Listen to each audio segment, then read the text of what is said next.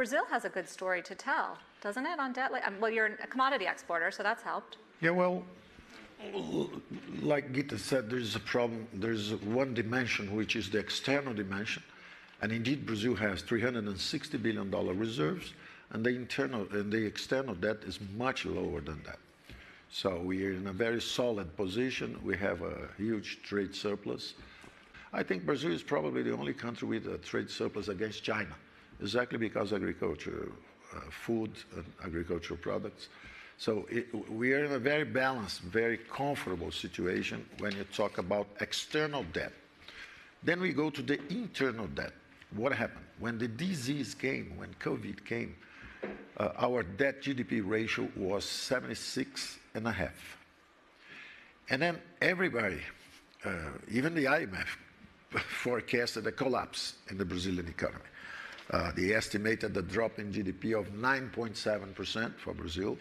And then, let's say, as an example, UK, 4%. Happened exactly the contrary. I alerted the IMF mission. It was not Gita herself.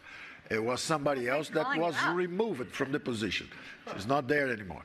I remember telling them, listen, you are underestimating our ability to respond to the crisis. What happened?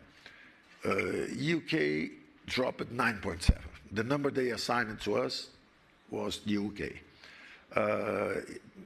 Italy more than 9%, France more than 7%, Germany 5.6%, Japan 4.5%, and Brazil 3.9%.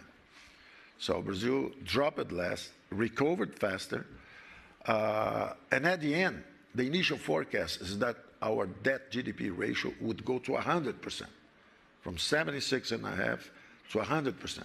Well, last month, we just closed the number, 78.5%.